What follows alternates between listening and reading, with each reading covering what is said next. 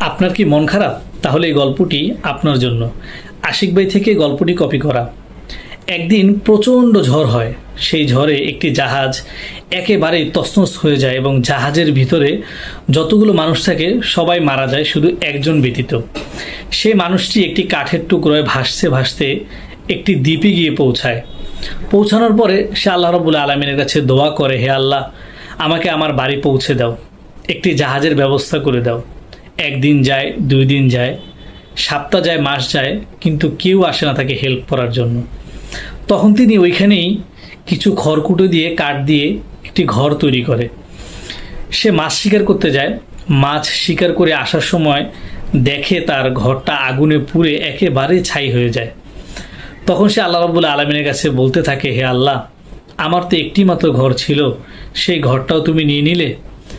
এমন বিলাপ করতে করতে সে সমুদ্রের দিকে রওনা হয় তার নিজের জীবনকে শেষ করে দেওয়ার জন্য। সমুদ্রের কাছে গিয়ে দেখে একজন নাবিক একটি জাহাজ নিয়ে উপস্থিত। সে নাবিককে দেখে অবাক হয়ে যায় এবং জিজ্ঞাসা করে, আপনি কোথা থেকে আসলেন, কিভাবে আসলেন? তখন নাবিক বলে, কিছুক্ষণ আগে আপনি তো ধোঁয়া ছেড়ে সিগন্যাল দিলেন যে আপনি বিপদে আছেন, সেজন্যই তো আমি আসলাম। এই গল্পটির দ্বারা কি বুঝতে পারলেন? এই গল্পটির দ্বারা খুব সহজেই বোঝা যায় আল্লাহ রাব্বুল আলামিন মাঝে মাঝে আমাদেরকে এমন এমন বড় কিছু বিপদ দিয়ে থাকেন, অথবা আমাদের কাছ থেকে এমন এমন পছন্দের কিছু জিনিস কেড়ে নিয়ে যান, যার জন্য আমরা হতাশ হয়ে যাই, একেবারেই ভেঙে পড়ে যাই এবং এমন এমন কিছু বাজে ডিসিশন নেই, আমাদের নিজের জীবন পর্যন্ত আমরা দিয়ে দিই। আসলে এটা আমাদের জন্য একেবারেই কাম্য নয়, কারণ আল্লাহ রাব্বুল আলামিন আমাদেরকে অনেক ভালোবাসেন।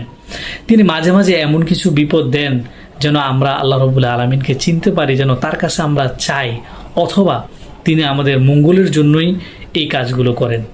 সেজন্য আমরা আল্লাহ রাব্বুল আলামিন যখন আমাদেরকে কোনো বিপদ দিবেন, তখন আমাদেরকে ধৈর্য ধারণ করা খুবই প্রয়োজন। আল্লাহ রাব্বুল আলামিন আমাদেরকে সকলকে বুঝার তৌফিক দান করুক, সেই সাথে এটাও বুঝার তৌফিক দান করুক। আল্লাহ রাব্বুল আলামিন গফুরুর রহিম, যুল কুওয়াতিল মাতিন। সবাই ভালো থাকবেন, সুস্থ থাকবেন। আসসালামু আলাইকুম ওয়া রাহমাতুল্লাহ।